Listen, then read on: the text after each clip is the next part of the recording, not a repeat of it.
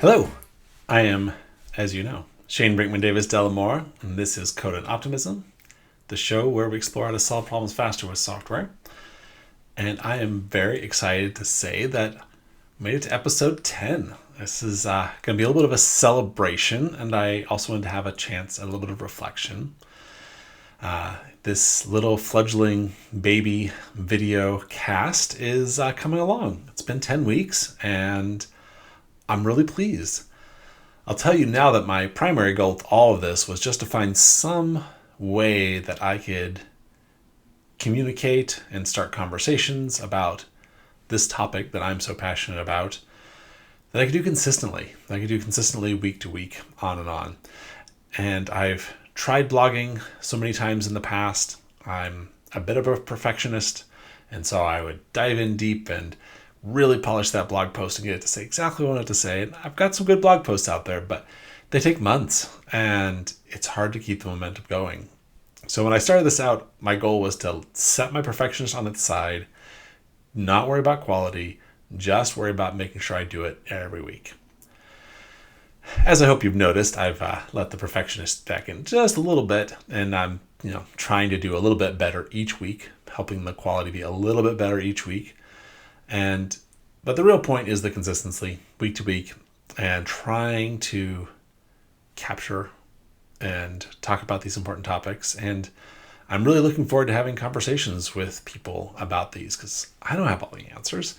I'm just learning here. There's no way any one person can have all the answers, and I certainly don't. And I'm sharing what I know and what I've discovered. But I know that this is just one small little chisel out of the mountain, and I want to see what else I can learn along the way. Here, I have a couple things that I thought I might cover in this episode. First, we're going to do a little bit of just reflections, and then just a brief little thinking forward where we're going. I started C&O 10 weeks ago now, and I just been talking about it for quite a while. I don't know, for years I've been thinking about doing something like this. But I kind of got it started in a similar way to how I got Caffeine Script started. I just started a notes file on topics I wanted to talk about. And much like with Caffeine Script, I started writing notes with all of the things I wish my current language, then CoffeeScript, would do, but it wasn't. So I had this huge long list of CoffeeScript shortcomings. And similar here with C&O, I just started building a list. And that's all I was doing. I was just building a list. And eventually I had a lot of topics. We've barely touched all the topics I've been writing down. And before we even start covering, modern current stuff, current news stuff. So I think we've got lots to talk about here. Now for me, what I have found, which somewhat surprised me, but after these many weeks of doing this, I was not looking for this to be a big, meaningful enterprise for me. I just wanted to share and get out there and hopefully connect with people about these topics. But I have found that this has given me a lot of meaning on top of my other aspects of life. And it makes me happy. It makes me happy to get to share this stuff. In between episodes, I'm excited to think about what the next topic might be. And I really look forward to conversing with all of you as this production grows. So speaking of what I hope that you might get out of this, thinking a lot about the target audience of this, and I think it'll evolve. I've got some thoughts, and I hope that this helps aspiring engineers see the opportunities to really level up their game and become even better. I'm going to be touching a lot on product also, because I think it's super important to think about how what we're building actually matters, and if it does matter. And I think that engineers need to be product engineers. We'll talk about that coming up. I think saw a great article on that recently, because we make tons of decisions and we need to know how to choose the ones that actually matter to the customer, rather than stuff that just happens to be maybe a fake requirement.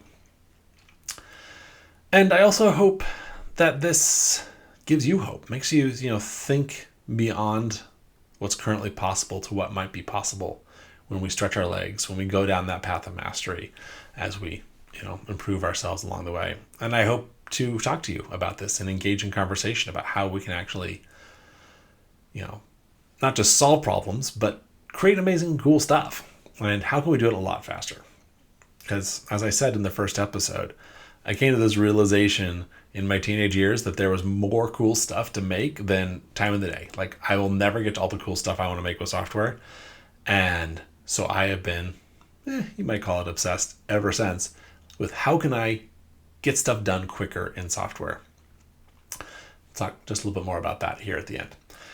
So there's always unbounded improvement. Certainly this show itself has lots of opportunities of improvement. I'm looking forward to discovering those, and I look forward to hearing from you about what you like, what you would like to see more of, what is interesting to you, and I hope to learn from you. I want to hear your ideas and reflect into me, because I do not believe in one-size-fits-all solutions. Like, I'm giving you my perspective, but it's not the only perspective. It's not the only valid perspective. There's many valid perspectives here, and I don't have all the answers. I'm looking forward to learning more.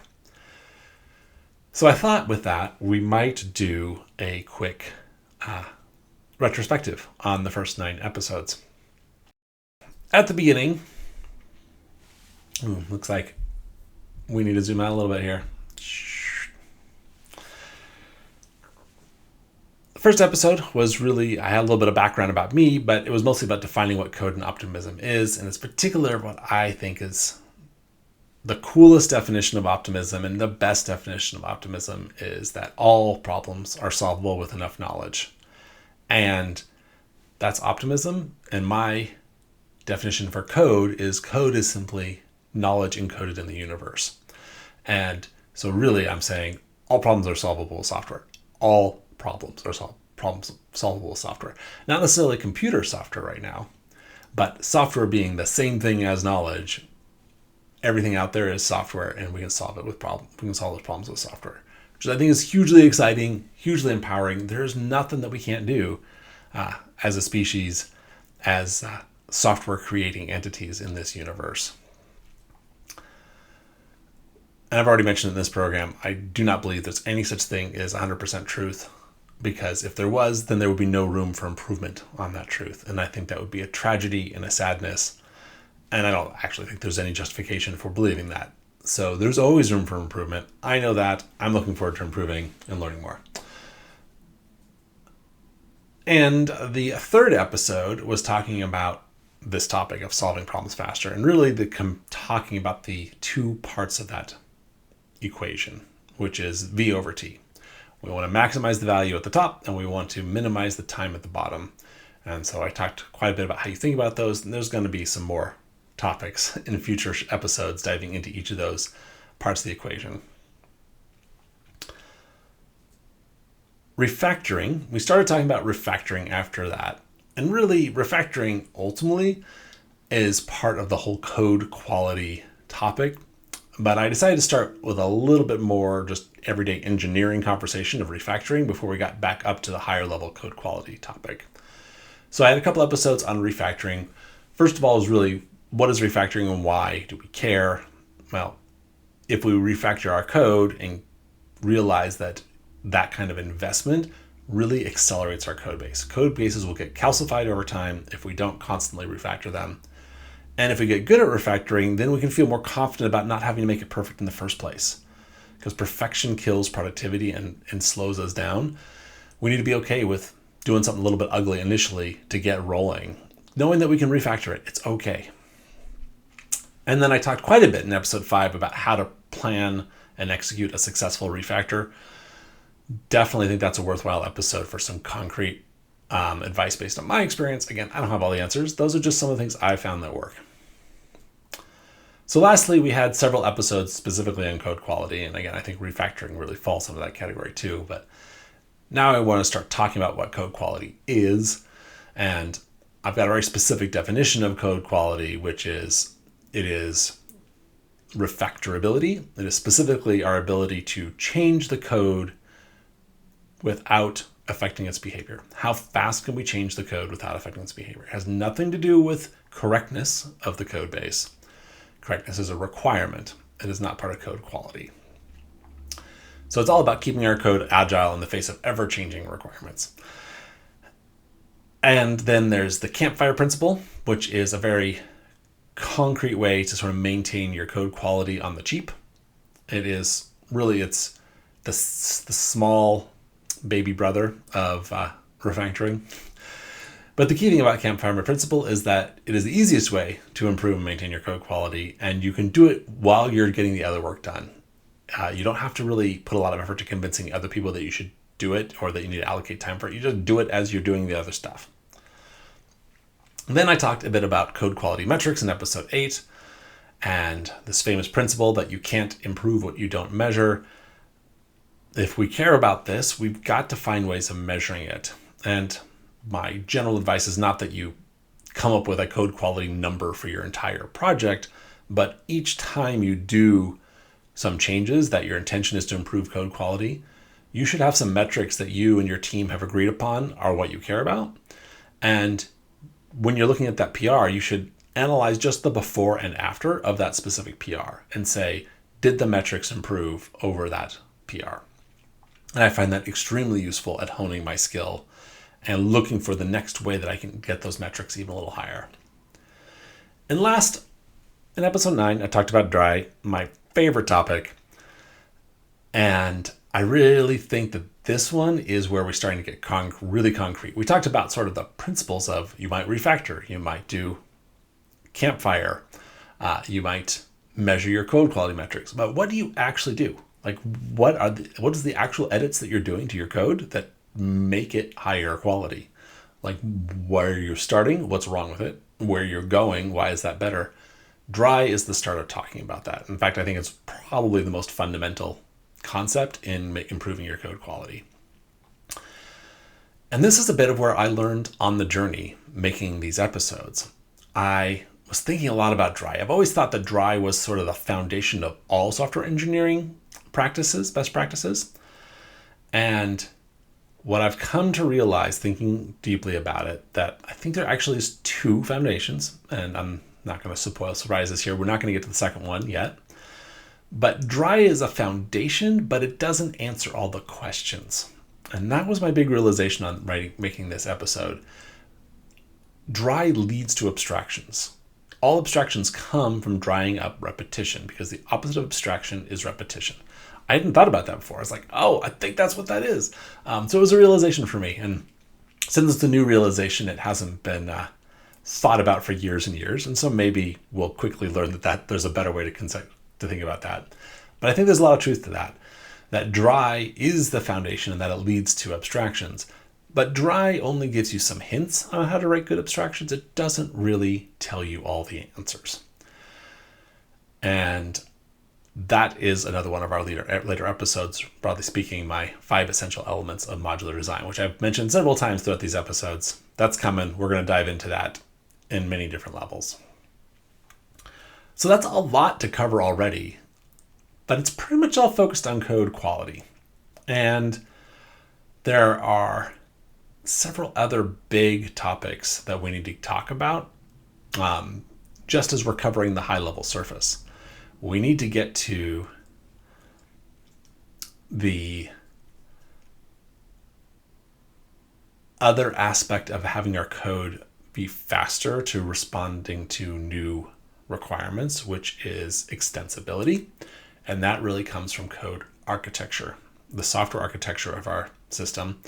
So there's a lot to be talked about there. How do we do good software architecture? But there's an even more important step up above both of code quality and software architecture, and that is really product design. And what are the requirements in the first place? Because as I did mention in the 3rd episode, I have this just rule of thumb. I don't know how really grounded these numbers are, but my belief is that 90% of software should never have been written in the first place. 90% of what we do does not cost more to make than the value it delivered. So, and the reason is because we didn't validate our assumptions about what we were building was actually valuable. And so it's a huge topic. It is really the key part of my practice now, where I feel like I have the most opportunity to level up. is in order to actually solve problems faster, we have to be solving problems. We need to not be just doing busy work faster. We have to actually be solving problems that matter to people. And I'm seeing more and more that figuring out the right problems to solve and diving into those, coming up with MVP, lean startup kind of techniques, validating the assumptions in the real world, actually iterating and talking to the customers using the code, and not making all these assumptions. There's a lot of tactical ways to make that all happen. There's a lot of genius and insight and intuition one can build up over the years. I'm very excited to dive into that topic with all of you here in the future. So looking a bit more to the future of C&O. So we've got 10 episodes here, and I know that's just a really baby little show, just getting started. But it's still 10 weeks, and I feel really good about doing it. And I'm going to keep going. And I'm going to keep going as long as I can. I hope to just make this a recurring, regular thing as far as I can keep it going. Because there's too much cool stuff to create. This is kind of what I said about how I started way at the beginning. I just got to that point where I had built that 3D rendering engine, and I was like, oh, great. I feel like I can tackle whatever software challenge might come at me. And then I looked at all the cool things I wanted to create, all the cool games and all the great software. I was really into 3D for movies. I was really into audio and interactive games. And then I just realized, oh my gosh, like that takes so long to build all that stuff, no matter how good I am. And so I got really excited about that. And I've been working ever since to try to figure out how to write code faster. And here's the thing. I have come to the conclusion that 10x programmers is table stakes. I think that there's still this sort of sense of the myth of the 10x programmer. Well, I'll tell you folks, I've seen it, I've done it. 10x programming is table stakes. And we can do so much more. There's no limit to how fast we can solve problems with software. I am interested not just how do we get to 10x faster solving problems. I am now interested in how do we get to 100x. How do we get that V over T equation to be 100x bigger than the baseline? That's what's cool. And I can't wait to get there, and I hope to make really cool stuff along the way. I look forward to talking with you along the way. I really hope to get your feedback, hear more from you, and just explore this vast array of infinite possibilities in front of us with software. So with that, I will say, as always, I really appreciate you spending your valuable time with me. And remember, all problems are solvable with enough software.